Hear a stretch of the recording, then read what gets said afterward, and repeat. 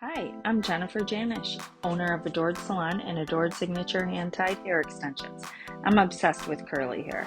I cut it, style it, and extend it, and this podcast is all about my curly girl obsessions that stretch far beyond just curly hair. Hey you, it's me, Jennifer, from the Curly Girls Obsessions podcast today. And I'm in Chicago and it's a Saturday afternoon. It's totally gloomy and chilly, which is great for me to get work done because then I don't feel guilty that I'm not sitting outside. And I'm in my daughter's room. Seems to be, if I'm not in the salon, this is the best place to record a podcast because it's away from the rest of my house. It's almost like her own little apartment. That piece of hair is just sticking out and driving me nuts there. So let's cover that up.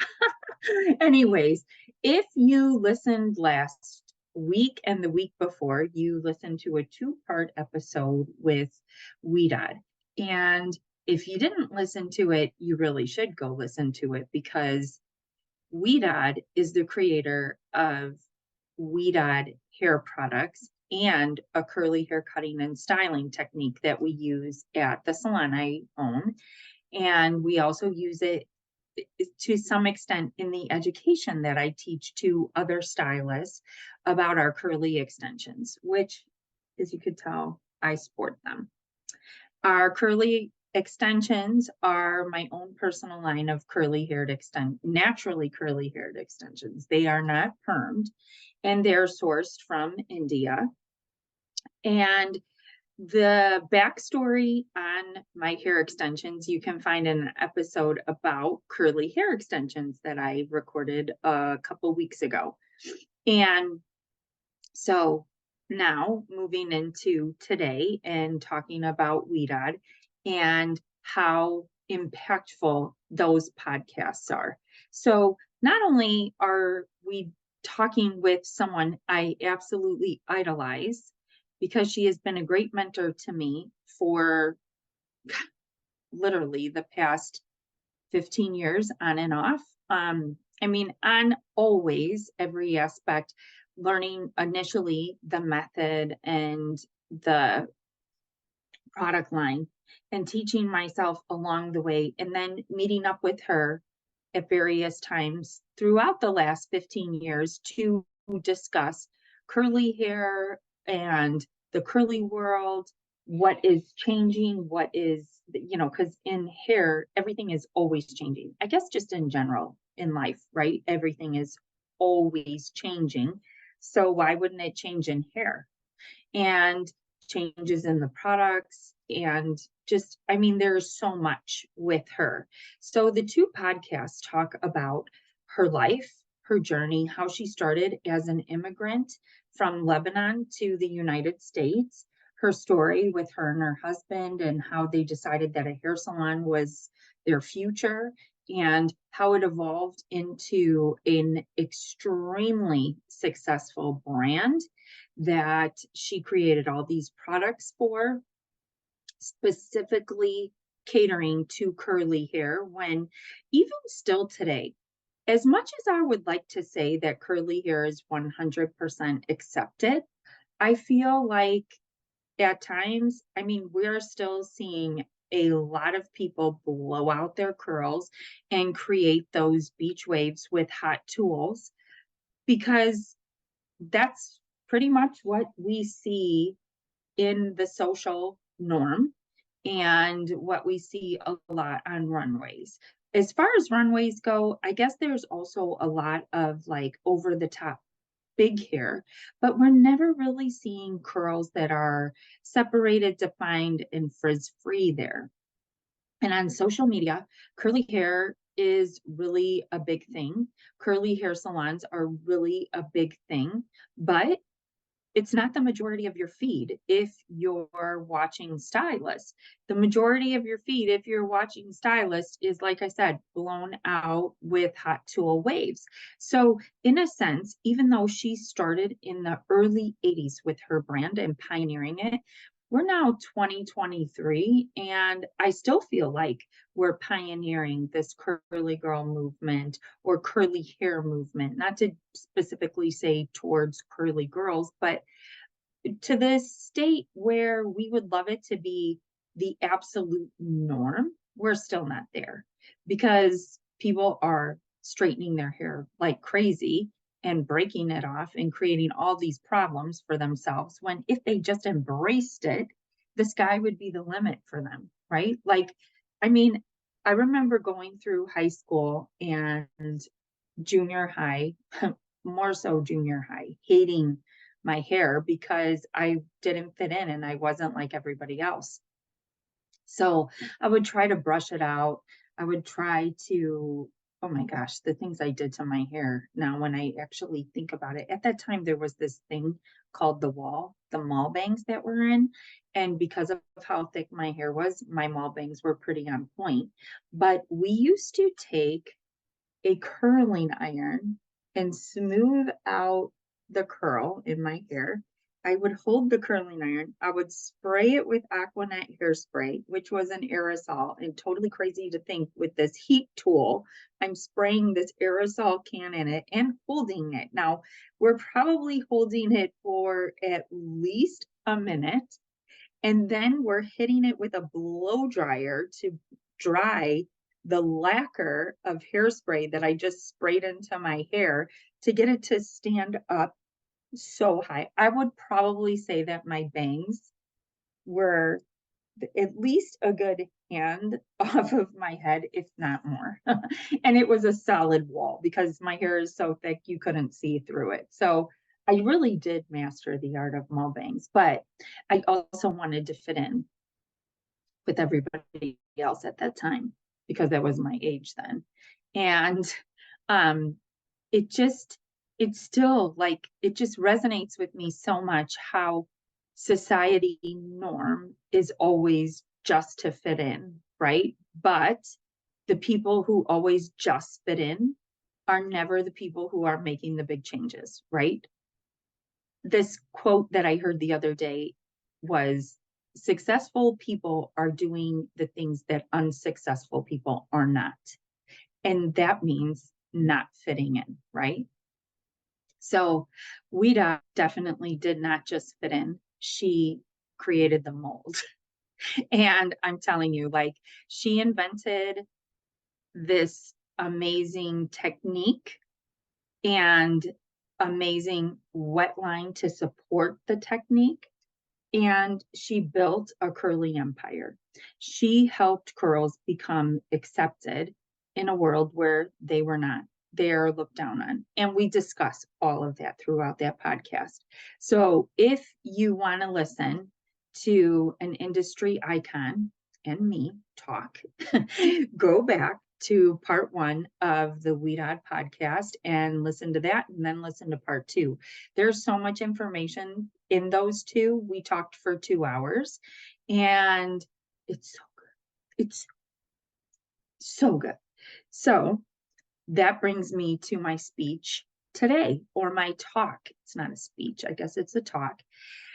So when we ask for people to send us requests on podcasts, you can send it through email. We send out an email with our salon. It's like a weekly newsletter. We send out an email through my extension line. Again, it's like a weekly newsletter with tips and tricks about curly hair extensions, curly hair, blah, blah, blah, all the things about hair extensions and curly hair. And, you know, sometimes we hit on straight hair topics too, because in the salon we do straight hair. The extension line also carries straight hair because we cater to all different types of textures with the extensions. It's just that our extensions are from India and go through a lot less processes than other extensions. So the quality of our extensions is kind of through the roof. That's what really makes our hair different. But anyways, in those emails are the opportunity to send me an email with topics that you would like me to cover, because there's a lot to talk about, right? When you're call your podcast the Curly Girls Obsessions. There's a lot of things that I obsess over. But because I have that kind of personality, sometimes it takes me a long time to sit back and realize what all those things are and how I could make them a topic on here to be able to discuss. So I do look forward to suggestions. So the top suggestion that I have been getting is, how do you get so much shit done? If you listen to my first episode, you know, or if you follow me on social, or if you just know me in general, you know I'm married. I have a husband. We've been high school sweethearts, so together since I was 15. And I'm 48 now. So actually, more than half of my life I have been with Brad. And I have 4 children with him, ages 22 down to 14. We have a dog, 2 cats, a home. I own 2 businesses, actually 3. So the hair salon, the hair extension line, and then education to other stylists about curly hair extensions. At least that's where it is right now. Next year, my plan for this education is to really take it a lot farther. I recently had one-on-one meetings with my team, and whenever we do one-on-one meetings, it's always about goal setting, what they want, what they need help from me with, what I need help from them with, or things with me, and things that, like, what it is that they want to do. Sometimes we even talk about personal life outside of the salon, because I also believe that that's a super important component to being successful, is that you're enjoying your life outside of the salon as well as your life inside of the salon. But as a hairstylist, you're constantly on. You cannot go to the grocery store without seeing a client. You cannot go to an event as a hairstylist, typically if your hair is done and your makeup is on, without someone stopping you. And because they take notice that you take pride in your work, and they're like, oh my gosh, your hair looks so amazing. So I've got to make sure that my hair is always done, because that kind of a compliment will give me the opportunity to hand out my business card and generate more clients for my businesses. I don't go out though just in general to generate business, but it's just something that happens naturally and fluidly with me. So these are all these things that go on in my life. And these are the things that tend to push me forward. So when I am thinking of what's going to happen next year, it always depends on the season of my life. Some years I'm just getting by and getting through, right? And it might appear that I'm getting a lot done, but a lot of the time when that I'm in that state of just getting by and getting through, it's like I'm doing the same things that I've always done, and I can do them without thinking to get by, right? But this year, I've had so many changes in my career, in my personal life. Like in January, I started working out with a personal trainer. And the first week that I started working out with her, I started working out with her 3 days a week.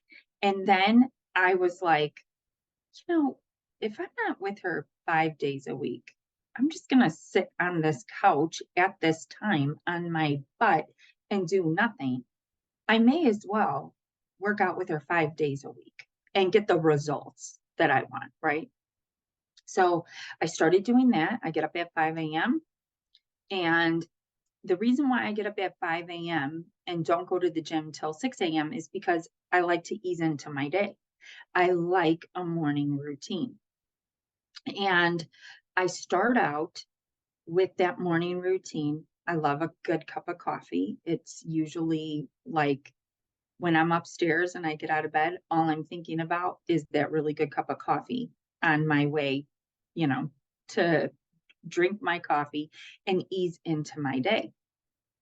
I know it sounds very regimented, but if you're regimented, that's how you thrive. right? And so I also changed my working hours. I stopped working at night starting January 4th too, and I cut down my night hours. For 33 years. I worked 3 and sometimes 4 nights a week until 9, 10:30 at night as a hairstylist behind the chair. And I would work 12 to 14 hours behind the chair. And honestly, I do think that that profession is part of how I can conceive getting so many things done and how I have drive, because you're multitasking when you're doing that job. You're maintaining sometimes 3 and 4 clients at a time while you're working late like that. And it is putting your body through the hustle and grind of, I don't even know what to call it. Like, I'm not saying that it's healthy when you're a hairstylist and that's how you work, because clearly after 33 years, I'm like, something needs to change. And, but you really figure out how to work efficiently and how to get done what you need to get done in your blocks of time that you have those clients scheduled. So I stopped working nights. I still work during the day.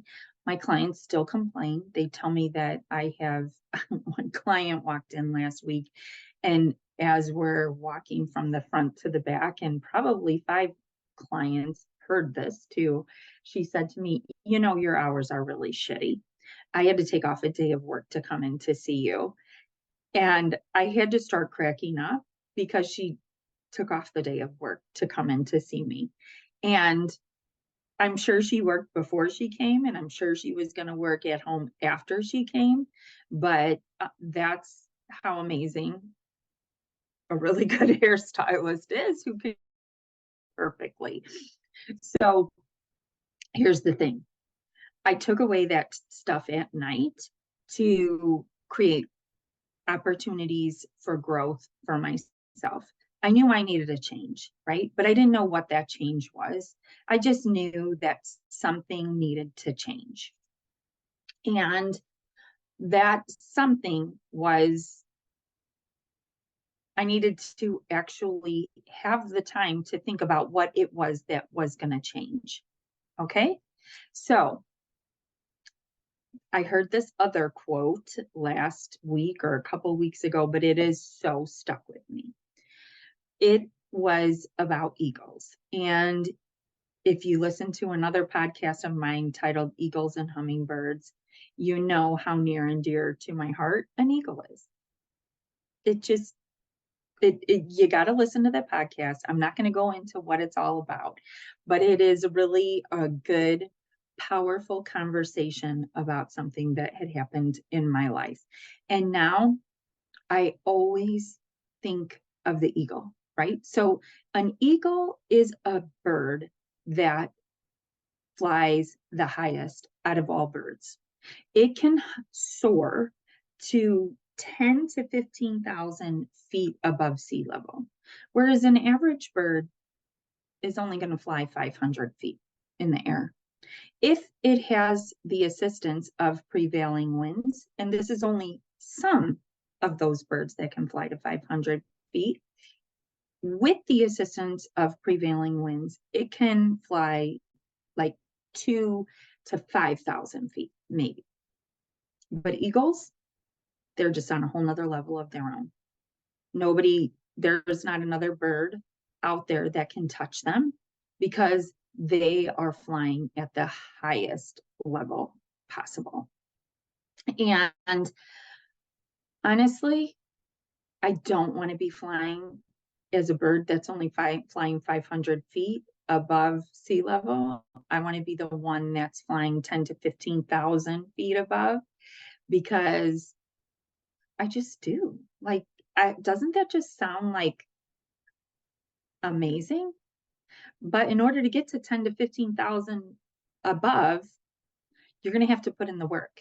It isn't just going to come because you want it to, right? So what does that mean? It means being regimented in your day.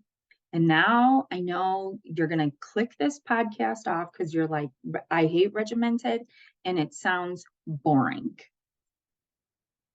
I'm here to tell you that it's not boring, and it's how you get done the shit that you need to get done, and it's how you get the things that you want in life, is being regimented and holding yourself to a schedule. Now, you could be regimented and hold yourself to a schedule 5 days a week and take the weekends off if need be, right? But as I said before, in hair world, like, you're never off. No matter where you go, somebody's going to know you. Somebody's going to ask you about your hair. And so, for instance, walking through the grocery store with my 4 children, if my hair is on par, my makeup's on par, and my kids are in the cart and someone's ticking me off and I'm screaming at them, and then someone passes me up because I look like a raging maniac, it's not going to be to my benefit. So there again, you're never off. I really do believe that being regimented and scheduled 7 days a week is pretty much how shit gets done in life. Now, do I take a nap on the weekends when I'm not working? Yes, I do. But I love to take a nap. And honestly, when I take a nap, usually it's for 25 minutes. I set the timer on my phone and I get to work. Like, I'm like, okay, sleep. I talk myself into it.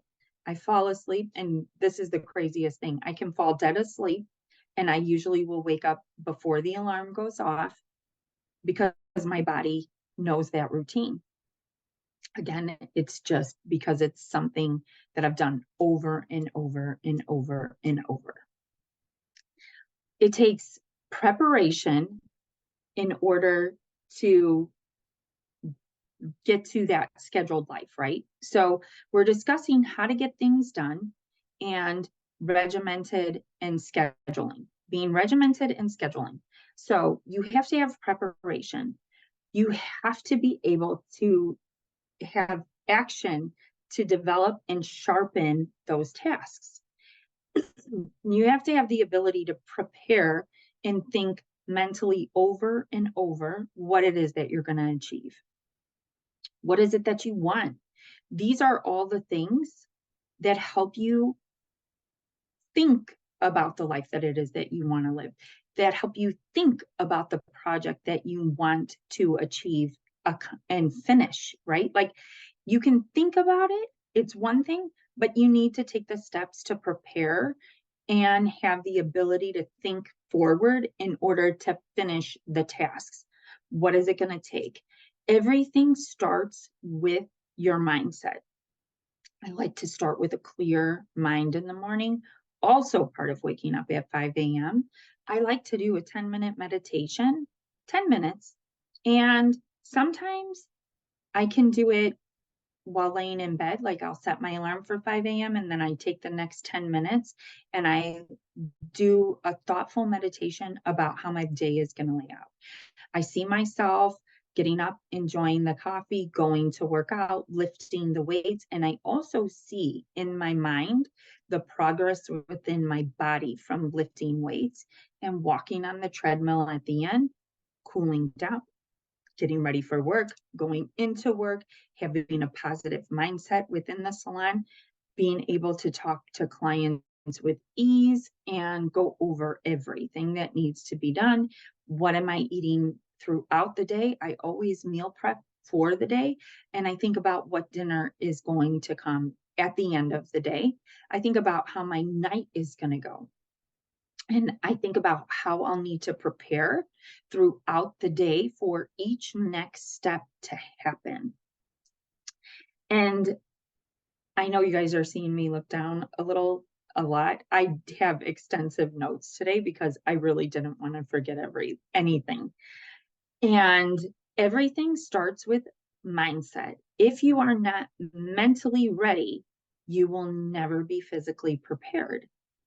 So if you think back to the description that I gave you about that morning meditation while laying in bed between 5 a.m. and 5:10 a.m., I am thinking mentally about the steps that I'm going to take throughout the day to set myself up for success, because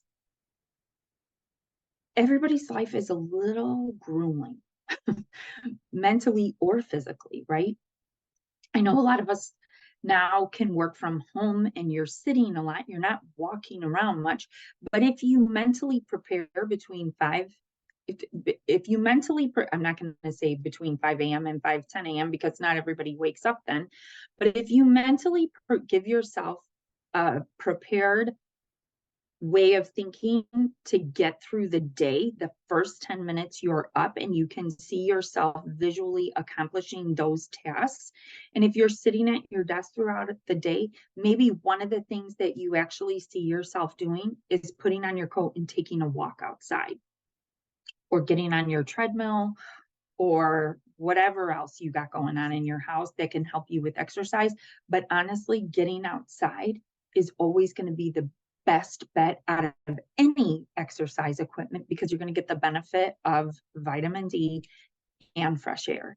And let me tell you, there is something about walking around on the earth that gives you a ton of energy. Like, you can test this one out for yourself. My chiropractor told me about it. And you take off your shoes and you just go stand in that grass in the morning, or wherever you are. Like, if you don't have the ability to get on some grass, on the ground, not, not in a high rise up by your pool with fake grass, but down on the ground, and get your feet on the ground. You will pull energy from the earth. I know that sounds hooky, but just try it and tell me how you feel afterwards. I'm going to tell you that you're going to feel great. Start your morning out with that mindset meditation and visualize where you will go throughout your day. And I can tell you, 9 times out of 10, it's going to help you big time.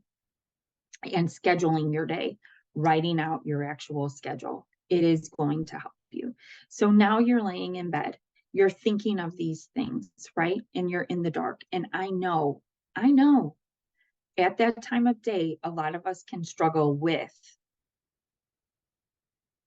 the negativity that resides between our two ears, but we have to be the stronger one to get rid of it. So raise your hand if sometimes you cannot control that state of mind, and it is very hard to be driven in the direction in which you want to go. You need to prove to yourself first that you will get there. You need to take the emotions that you are feeling. And sometimes when you wake up, it could be fear, doubt, compassion, hatred, sorrow, excellence, excuses, right? And I would say probably the excuses are going to outweigh so much of that. Excuses and fear and anxiety. A lot of the time when I wake up in the morning, I used to feel this energy of like just extreme scared for the rest of the day to happen. And it was not a great way to wake up. But it definitely came from outside sources that I was letting invade my mind, right? Like, if I could control my mind, I can control what happens throughout the day.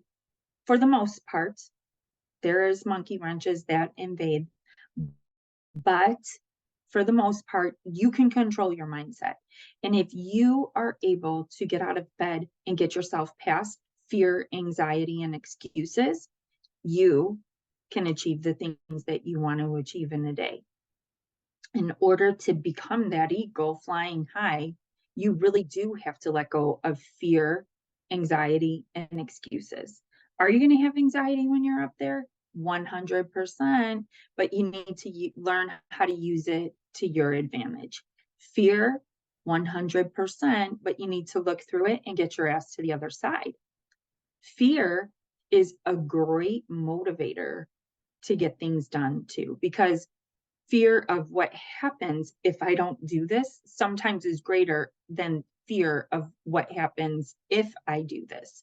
And I like to think of things in that respect, because I know that I'm going to disappoint someone if I don't get the thing done that I think I'm supposed to get done.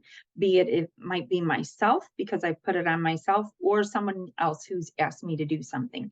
And something that I really value as a person is follow through and commitment. If you say you're going to do something, you do it. To get something done, you go and you do it because you made an appointment to get it done. These are things that create the best possible outcome, is follow through and commitment.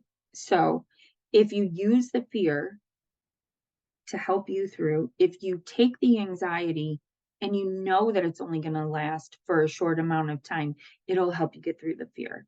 If you remove the excuses, because honestly, excuses, they do nothing for us. They really and truly do. They only hold us back, and they're created in our own mind. So you're really not controlling your mindset if you allow the excuses to enter in and take away the thing that you're trying to get done. It's just not going to work.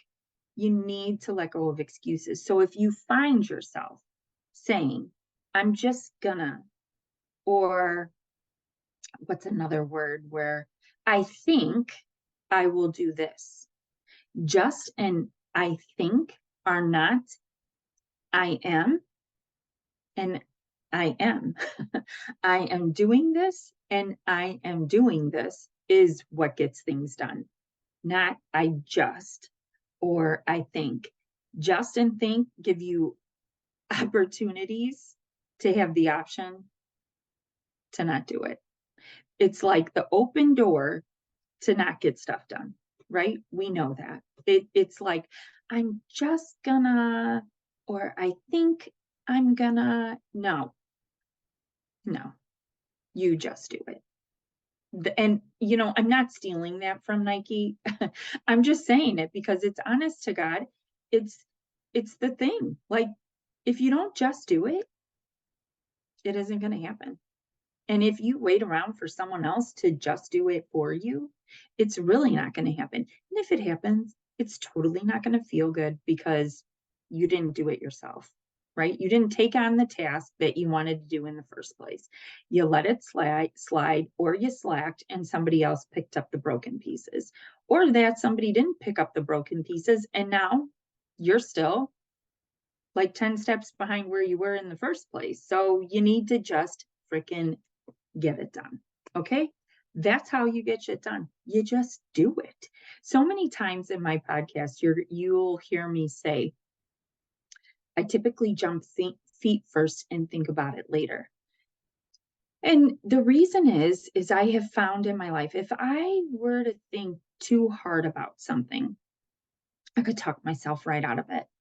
And it doesn't happen often because I don't like to talk myself out of something that I want to get done. And if you think about it too long, yeah, you will think of all the hard parts of it. You know what though? Getting through those hard parts are what make you a really strong person.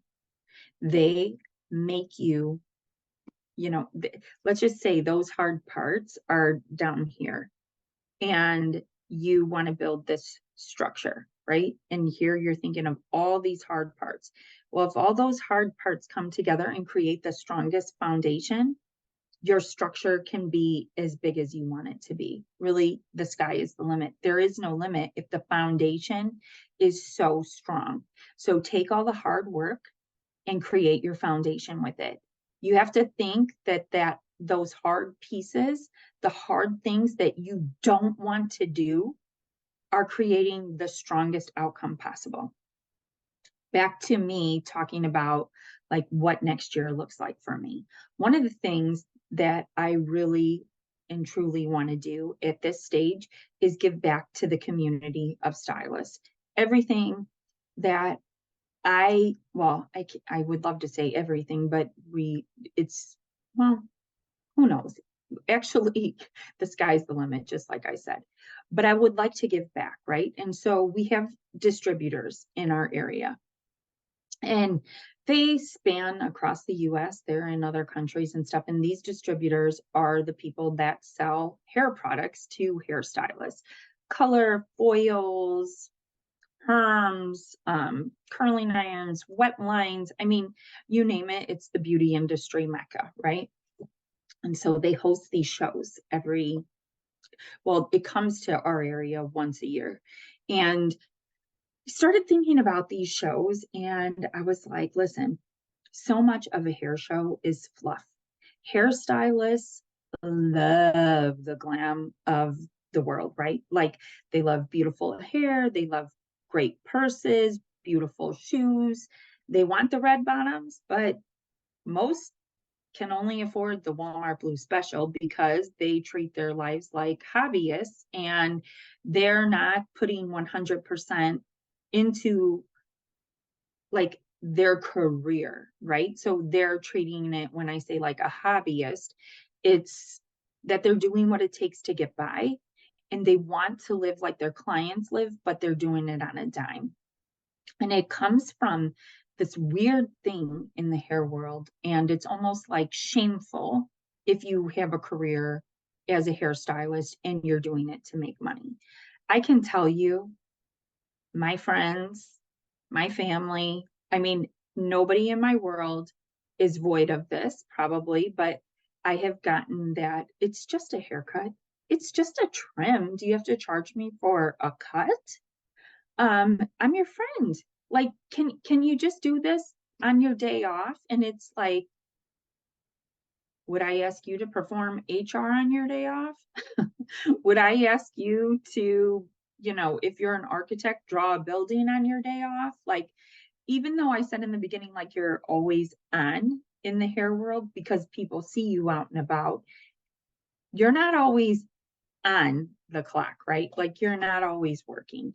And if you learn how to treat your business like a business, your career like a business as a hairstylist, you might be on glamorously at the grocery store, but you're not cutting hair at the grocery store, right? So teaching the hair world about this concept in some respects is totally foreign.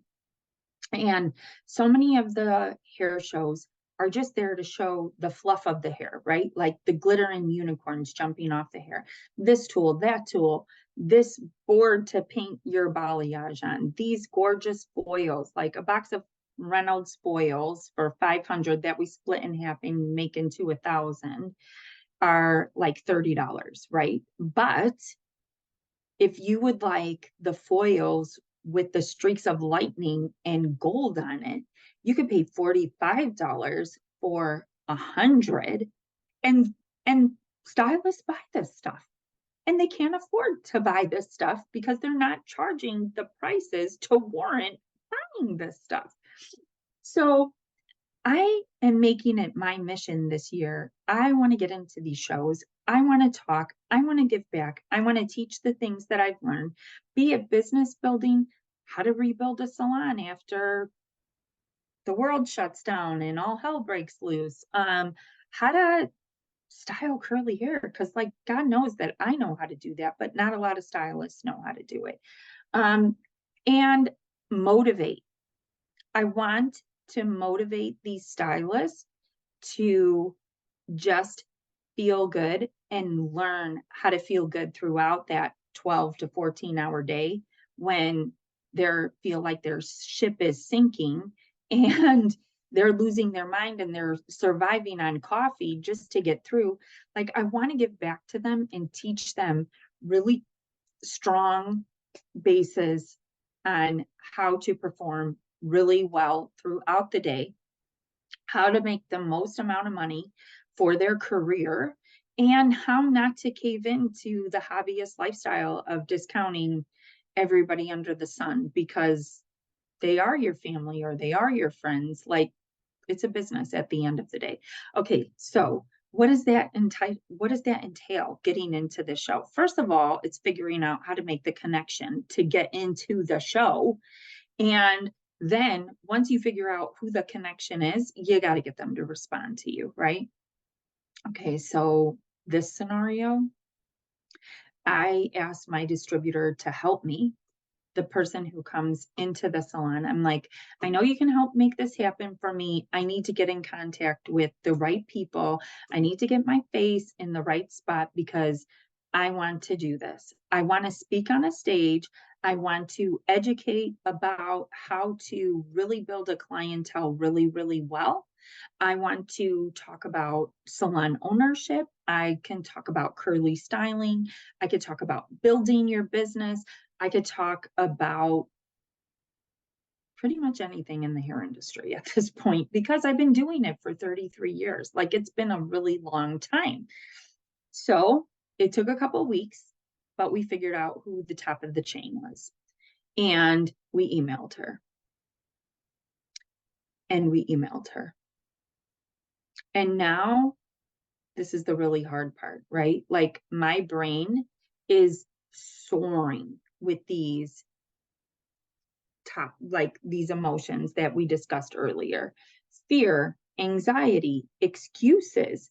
Um, I'm having so much self-doubt. I even said to my distributor, do you think she heard from someone else that I'm kind of crazy or something? And he's like, okay, really? Knock it off. Like, stop it. She's just not responding to us. And this went on for 3 weeks.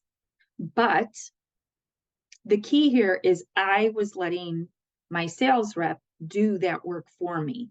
I asked him to be the one to get in contact with the right person.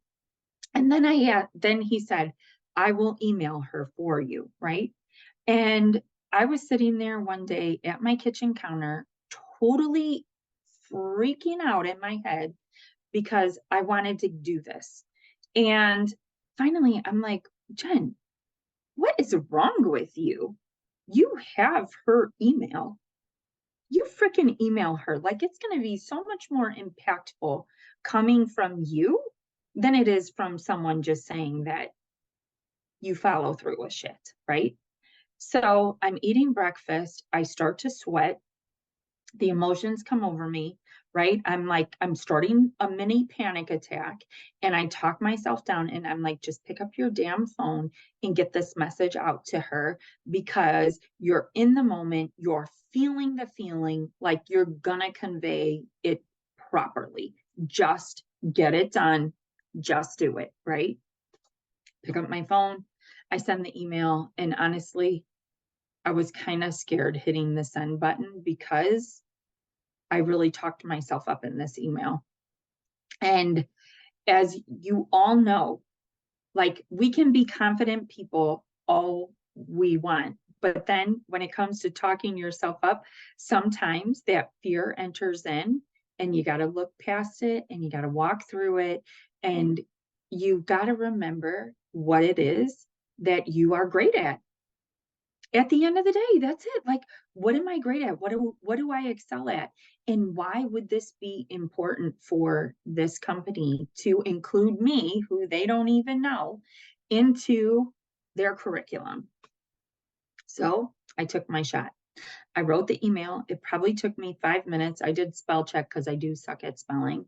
And my grammar's not the greatest, but then I thought, maybe she should just learn this now if I didn't put it into Grammarly or anything like that. I sent the email. This is 3 weeks of not hearing or getting a response from probably 6 to 9 emails that were sent to her. Can you just raise your hand if you think you know the response time on this email? It was 2 minutes and 24 seconds. I got a response. This sounds great, Jennifer. I'm excited to talk to you. When are you available? Now, that was the moment that I really did almost throw up because now you're like, oh, okay, I planted the seed. I started the excavation for the foundation, right? Like, and now I'm gonna have to perform, right? I could say it in the email, and now I got to perform. This is the hard work, right? So I respond back.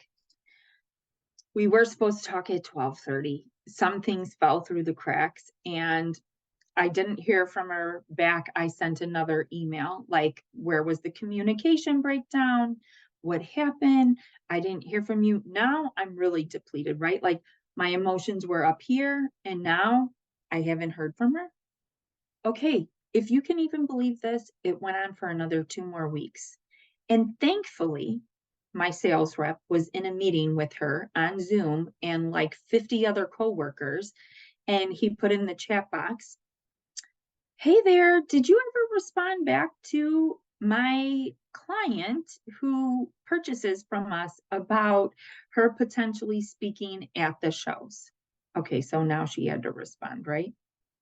So he messages me through his phone and he's like, listen, I just put this in the chat box. I don't know what you're doing. I'm having a call with her in 5 minutes. Are you going to be available? Now I'm at work and I'm about to start a client. And I'm like, oh my gosh, I'm about to start my client. That's my fear speaking and my anxiety. Right now, I'm like, okay, this is getting really real. And now what? Now what? Now what? Now what is you better take that freaking call, Jennifer, because the odds of you getting on the phone with her again are going to be slim to none. Okay, just put in the AirPods, take the call. You know how to style curly hair. That's what you got up, and it just is what it is. This is what something that you want to get done. So I spoke with her on the phone, super nice, and apologized for the lack of response, but then told me, are you ready for it? That I needed a one sheet of paper that tells about me and every topic that I could teach on. I hated high school research. I hated writing papers. I still hate writing papers. Okay. I hate it. It's not my thing. But guess what? It was about to be my thing if I wanted to get to this next level, right? So that Sunday, which was just last Sunday, I spent 3 hours in the Canva app, which I've become very accustomed to. I can work my way through that app really well. And I created a resume for myself. So it looked pretty amazing. It's out there. I sent it and then I didn't get a response.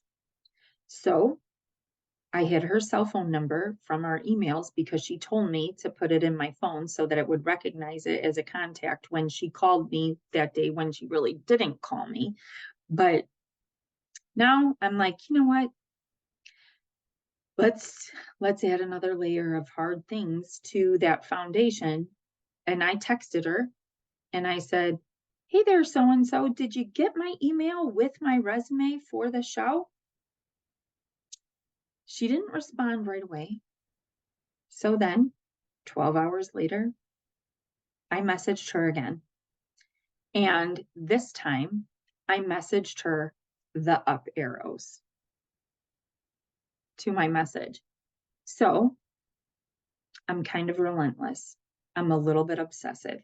Like, I just think there again, like, if you're going to take the time to tell me that you think this would be a great opportunity, then take the time to respond to me and follow through. And she did say within 5 minutes, she did respond to the arrows and told me, thank you for the text message. I will be looking at this as soon as I get home. Okay, so all those things were super hard. But if I didn't do it, I'm never going to see the results that I want to see, right? And in order to achieve what I want to achieve with that show, this is the stepping stone that I got across in order to get to the other side. This person has to know what my desire is, what my belief is, and what my passion is, and how bad I want to do this. Without that, she's definitely not going to pick me because clearly you have to be relentless with someone like that. And unfortunately, even though she lacks in response, she is the holder of all the cards of that show. So I have to continue on and I will be texting her Monday morning because I'm already starting to line up classes throughout next year for education that's on my own for the extension line, which is a whole nother aspect of something that I'm pushing myself further with in 2020. But here again, it's going to come back to that eagle eye bird's view from above, the big picture, the whole thing, right? Recognizing that there are these emotions that are going to come into play that quite potentially could stop you from getting from A to B or B to C, D, and then to finally to Z, right?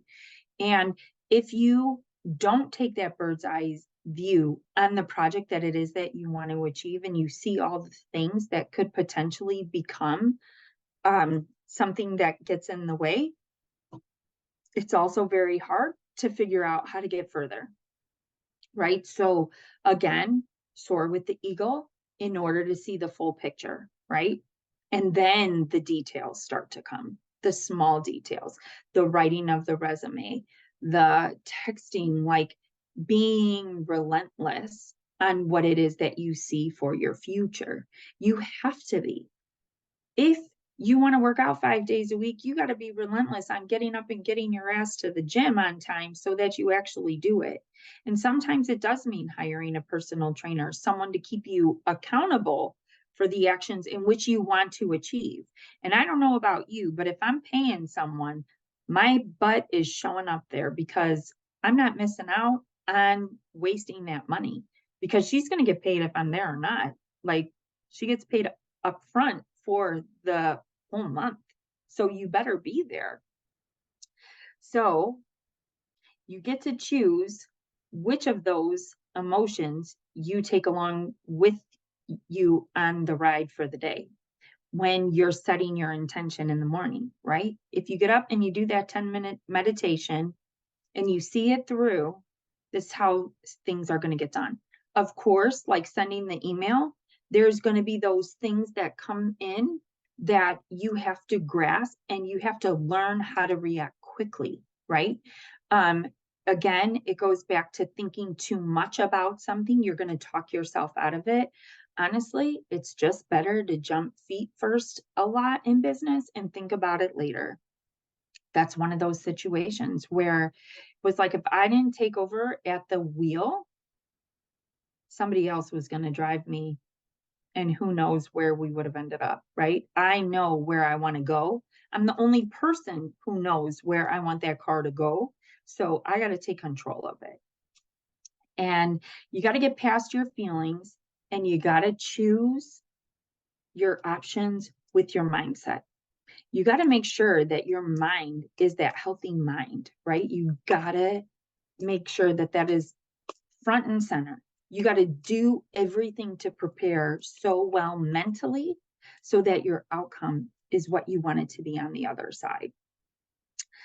Nothing great is going to come without adversity and pain tolerance. I just explained to you all the things, all the feelings that went on in that situation in order to get myself to be front and center in front of this person that runs those shows, right? And that's just one aspect of the things that go on in a day, right? That opportunity to experience that kind of chaos happens to me a lot.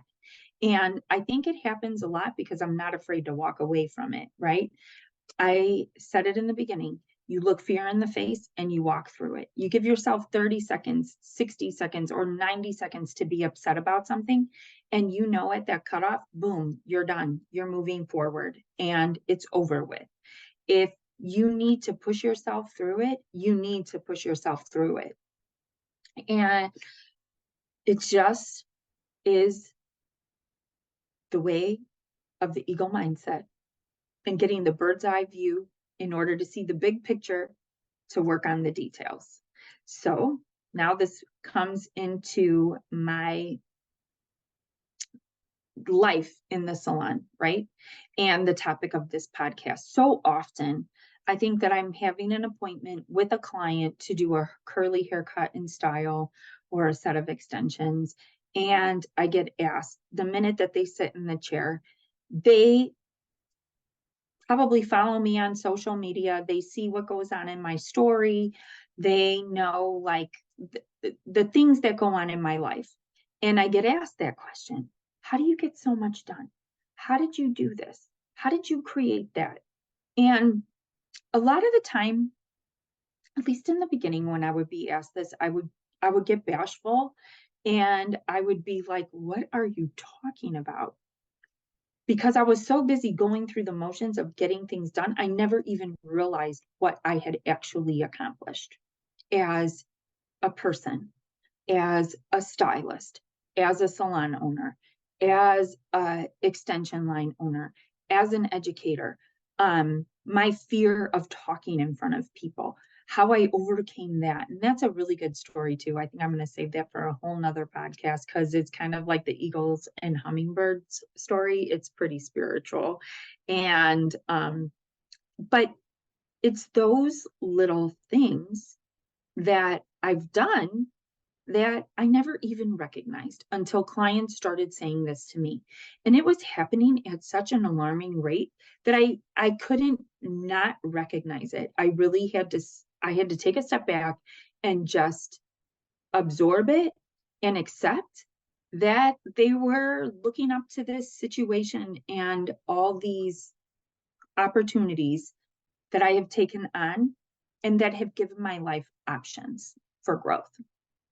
So I do have to say, again, like I am a bit obsessive. It's me, right? I wouldn't have named this podcast The Curly Girls Obsessions if I wasn't. But that obsessiveness is not a bad thing. It helps me get through everything that I want to do, right? So, like, I don't just get interested in something. And I think that that also helps me through. Like, I don't just say, oh, yeah, I'm interested in learning more about that. And then I walk away from it. I actually learn about it.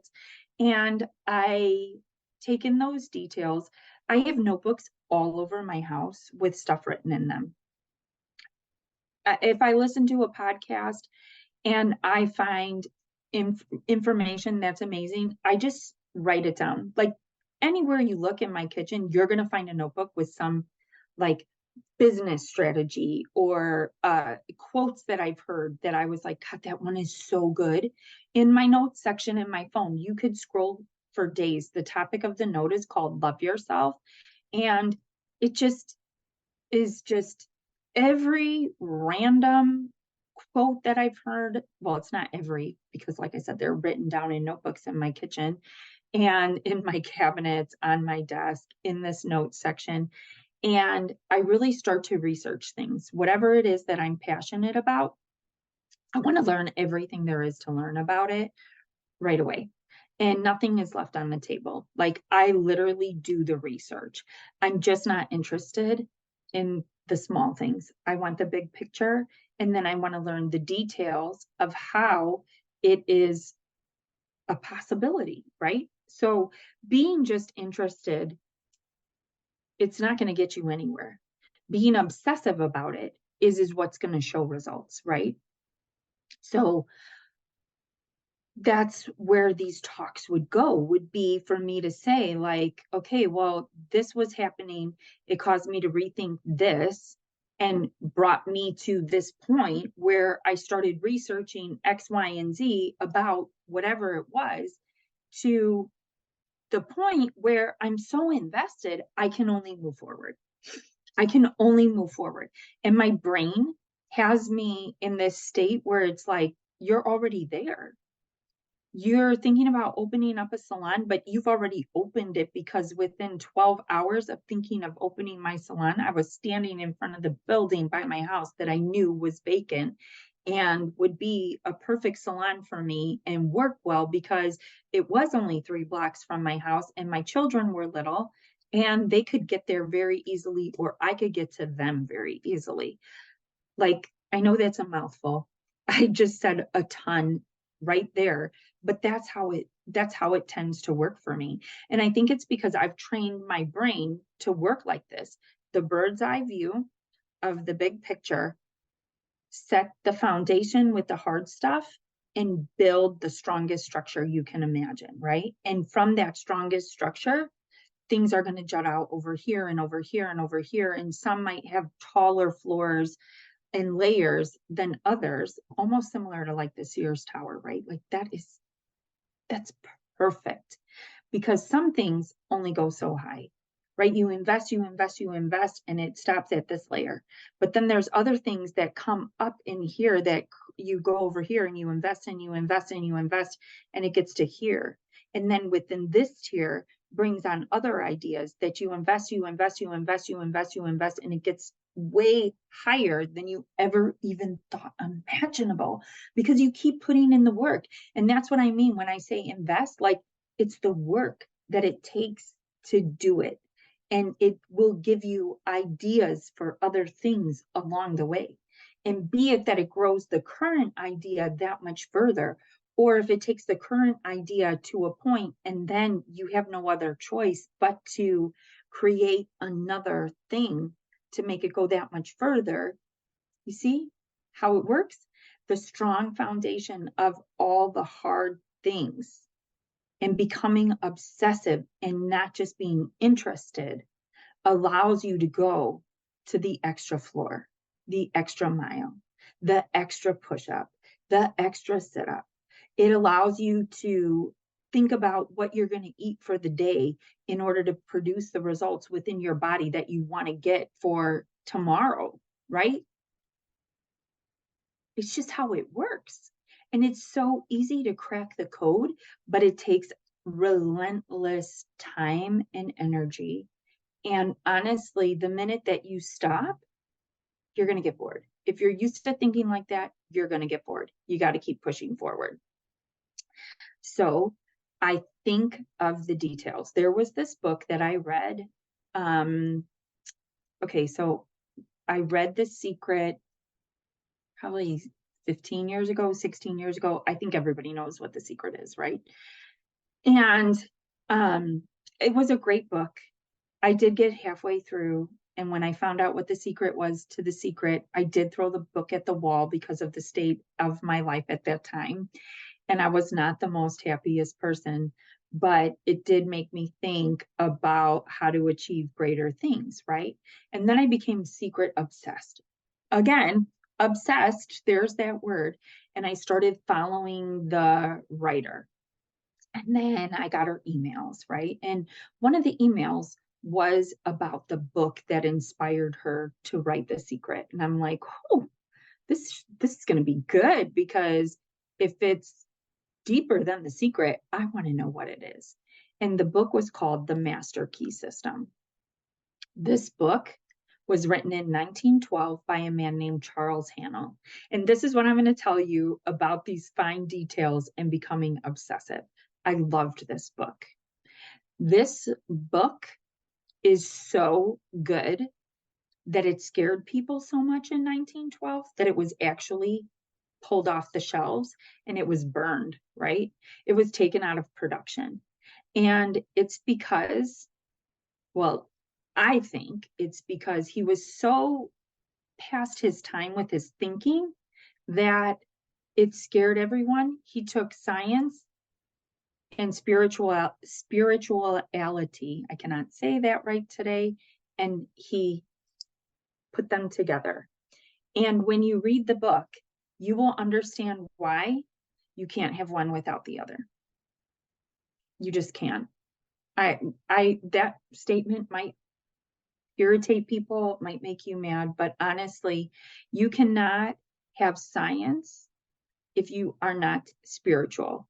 If you are spiritual, you understand the ability to have full faith and belief in something in order to make it happen. Science is theories, right? Like, they think of things and they think that it can happen, but they also have to have faith in order for it to happen. So you have to mix them, right? So this book, The Master Key System, super deep, 24 chapters, one chapter a week. Each chapter is only 3 to 5 pages long, but it's so in depth. Literally, I had to look up words and I have notes all over it about what things mean and how they work. And it really makes your brain think. My favorite chapter, first of all, let's say that it teaches you how to really control your mind. It teaches you meditation. That is in the beginning. It really teaches you how to focus and think your thoughts and meditate. I know this podcast is going so deep, but these are the things that I obsess about, right? And if you're listening to this because you want motivation, this is going to give you motivation. Trust me. So it teaches you how to control your mind. It teaches you how to meditate. And he does it in such an interesting way. You can't help but learn it because it's a system and it's obtainable. And then it progresses, and it talks about business. And this chapter that was my favorite, well, there was two chapters that were my favorite. One was about the human body and red blood cells and white blood cells and how they work like an army to heal things. And it's like you will never look at the human body the same again after you read that chapter, because you will find that it is so true. This little army that works inside of you to keep things running right? Like, and it just does it. You don't even realize it, but it's the power of your brain that keeps it all moving, right? So if your brain is strong enough to keep you breathing and producing things to fix, like you gash open your arm, the blood cells rush there to help heal it immediately, right? And like, I know that's totally off topic, but it's so freaking interesting. It talks about nature always being in abundance, right? Like the law of attraction, nature is never lacking, right? There's always stuff there to replenish nature. There is always food for the animals. There's always, the grass always grows, the sun always shines. I mean, it's so interesting and intricate how he explains these things. And he starts out with those, and then we get to the business part. And he talks about a submarine ship and how it's created. This, again, is the bird's eye view and how the details fall into place. The bird's eye view is you see this massive submarine ship, right? It's not underwater, so you can view it, right? And it's massive. Or we could take this to it could have been like a Navy ship for aircraft. So that's above ground, right? So you can think of that one even a little bit better. But if you've ever been anywhere and seen one of these, like, it's so big, you're thinking to yourself, how in the hell is that thing actually floating on the water and not sinking, right? So he tells you to think backwards from the big picture down to, you see this ship, it's massive. There's airplanes on it. There's, fighter jets. And then there's, like there's the control tower that tells them when they can come and go. And then you start going under the layers, and there's the bedrooms, there's training areas, classrooms, there's a cafeteria, there's places where they eat, and there's multiple, right? Because hundreds of men live on this ship in the middle of the ocean for months. And then there's like storage containers for food and all these things. There's doctors, there's chefs, there's there's even scissors because they need their hair cut out there. Like all these little things, right? And that's just seeing the physical ship. But then it takes you all the way to thinking like this actually first originated with the fact that it was a thought, and then it was brought to Congress with a bill, and it had to get approved and signed, right? So if you think of all the steps from the ship that's floating with everything perfectly in place, ready to launch off into the sea for months, all the way back down to it being a thought on a piece of paper that someone wants to create to strengthen our army. And then it has to go to Congress. Like it's a ton of time, right? And there's obviously a lot of people in there making those steps happen, but they all have to do it synergistically. They all have to agree and they all have to work together to make this thing happen. And then you think of it from the bill getting signed in Congress to the steel being produced, heated up, molded, all those things in order to make it happen. It's just the way it is. Like, that's how it happens. And honestly, that's how it happens in real life too. You have to put your brain through that thought process to achieve things. You've got to have that bird's eye view and you've got to work on the details. Even if the details are not something you want to do, you have to iron them out in order to make that big picture happen and get things done. So, what does it take to do that? Well, one, you got to schedule your time efficiently. You've got to have time to be able to write down what it is that you want to do. You got to start your day out with that meditation or some kind of thought process about how your day is going to go. Maybe it works best for you to sit there and work it through your planner the night before. And then it helps you to wake up fresh and you're not having anxiety or fear about the day that's ahead of you. You're able to see it through super easy because you've got your plan. But you have to figure out the best way to take pen to paper and take what's in your mind and put it on the piece of paper in order to make it happen. That will help you tremendously. But you got to think of the bird's eye view, the details, and you got to do the hard work to create the strong foundation in order to build and invest on those ideas and make them grow. I know it sounds crazy, but I'm a really busy person and I end up getting a lot of things done. I write it down, I schedule, and I follow through. And there's really nothing left over in time for the unessentials then. Because you can be a really busy person getting busy work done, but not seeing results. And that's not what you want. And that's how a lot of us focus. And that's why I get asked that, like, how do you get so much done? Because I prepare mentally and physically for the day first thing out of the gate in the morning.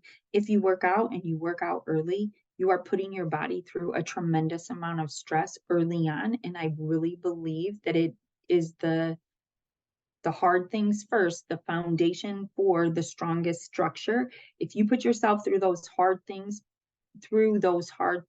first thing in the morning, everything else can seem simple, even when it's super challenging. You will be able to figure it out so much easier.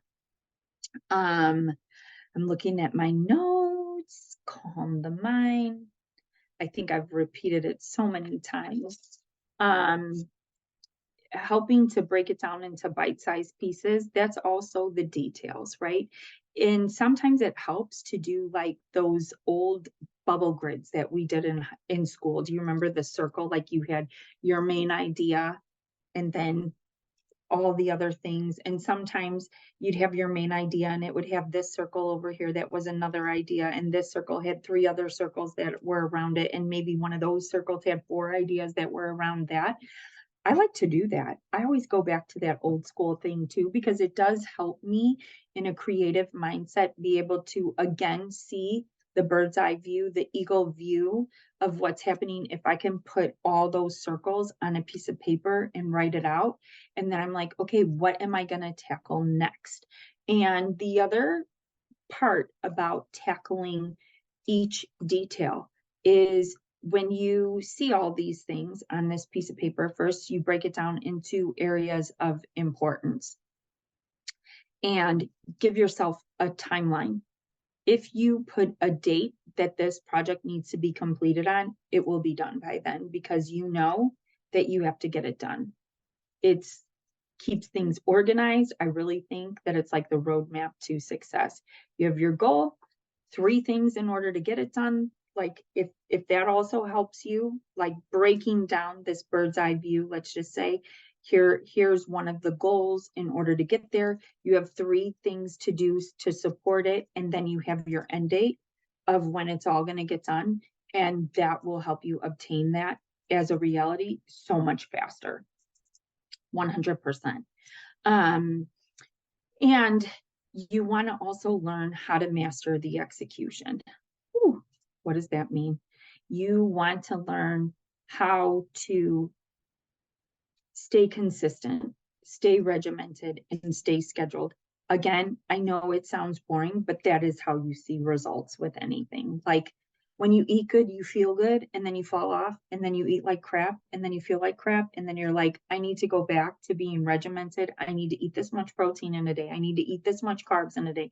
I need to eat this much fat in a day, and I can't eat X, Y, or Z because I'll get really sick, and it just doesn't work for me. And you get back on that train and you're like, this feels so good. Why did I ever let myself fall off? The same thing in work, in life, in any other area. It's mastering the execution, mastering how you're going to get it done, talk to the right people, research the right things. And honestly, Google is an amazing tool for you to use in executing so many things and learning how to research, how to get there. It always surprises me. I was a mentor in a class at the high school. It was called Incubator. It was similar to Shark Tank. And I'm talking to young kids, like 15, 16 years old. And I'm always thinking that they're one step ahead of me, right? But not necessarily so. They'd be like, well, I don't know how to find the answer. I'm like, well, did you Google it? And they would look at me like I had 10 heads. I'm like, you guys, pretty much everything you need to figure out is in Google. You will be able to find it. And now with the ability of AI, and I know there's a lot of controversy on AI because we are growing the mind of it by the millisecond, right? But it is really smart. And you could, let's just talk about food again. Go to your fridge, type 5 things you have in your fridge into AI and be like, tell me what to make for dinner. Tell me 5 things that I can make for dinner with these 5 ingredients, and it'll do it for you. And not that I'm a, I don't agree with having things do things for you because you never really learn. But if you use it as a tool to assist you to help get you further, and you're not cheating on a test and you're not cheating on a paper, you can use it for your best interest. And when I say not cheating, like we all know that if we don't do the proper research and we don't read through the answers and we don't absorb it and learn it, we're really not getting further ahead. And then above all, I think you all know what I'm just going to say. Just do it. Just get it done. There is no excuses. You are the only one who's holding yourself back from achieving whatever it is that you want to achieve. You have to put one foot in front of the other and go after what you want like it's your last meal in life. Otherwise, you won't do it.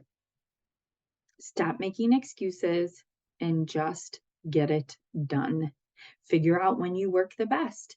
Do you work the best on tasks like this in the morning? Do you have to get up at 5 or do you have to get up at 4 and sit in the quietness of your house to do whatever it is that you want to get done? Is it that you work better after 4 p.m. with 10 cups of coffee? Okay, well, that's when you set some time aside. If you can set aside an hour a day to achieve one thing, you will get it done so fast. And everybody has an hour. Stop scrolling, stop liking and commenting on Instagram, and go get your job done. So I hope this was helpful. I hope that I made sense. Always after I do one of these podcasts, I am like, did I make sense? Did I repeat myself too much? Did I not repeat myself enough? But it is what it is. Go back and listen to it again. Take notes, get a notebook, put it in your phone. But I hope that helps you achieve the next thing you want to get done. And I hope that answers the questions of everybody who wrote in and asked me, how do I get so much shit done? I just do it. Thank you for listening. I hope you have an awesome rest of your day. I hope this helped you. Please, please follow me on social media at Jennifer_Johnson_Janish, or my salon is Adored Salon, all one word, or Adored_signature_. handtied_hair is my extension line. And if there is a topic you would like me to cover, you can sign up for an email list at adoredsalon.com or adoredhairextensions.com and get on our email list and receive our emails and see what's going on in this curly world that I live in. Thank you so much for coming, and I hope you've enjoyed this. And next week is another big icon in the industry.